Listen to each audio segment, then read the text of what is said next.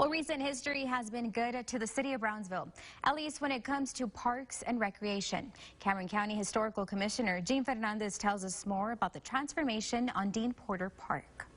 Brenda, I'm standing on a piece of ground that's seen the greatest transformation of any part of South Texas, likely. We are in what is now called Dean Porter Park. Prior to this, it was called Ringgold Park for many, many years. And I'm saying many because it began as Ringgold Park in 1927. It was purchased by the James B. Wells Foundation, and it was bought by City of Brownsville, the administration of Mayor Cole, for $150,000. It was 25 acres. At that point in time, you wouldn't have wanted to come to this park because it was very disheveled looking. This is 25 acres. Adjacent to us right here is now Cummings Intermediate and part of BISD, but that over there was a brick factory as well as the city dump, if you can imagine.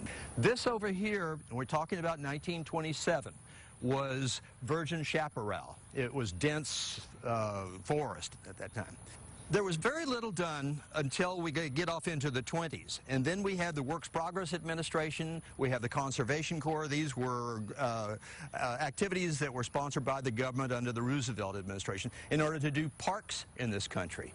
So we brought this park up in a very rudimentary way. We planted shrubs, we did winding trails. It was all still dirt roads. There was not very much done in the infrastructure of the park all through the 40s until we started getting into the 50s, because that's when the Sams Foundation kicked in. In 1955, we built, the Sams Foundation built the large Olympic pool, which is right adjacent to us here. And then zipping up to 1965, the Camille Leitner Playhouse, which is right around the corner here. So you see, all of that period, the early period of the park, was just a section of land that was basically barren, and still until we started getting into the 90s, and that's the features that we have here. We have a pavilion behind us. We have the Camille Leitner Playhouse behind us. In front of me here I have the Children's Museum and the Costumes of the America. All of this was put in the ground from the time of 1997 to about 2005, with little embellishments thereafter.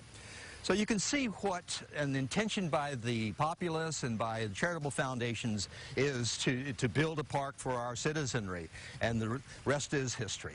Eugene Fernandez with KVEO News.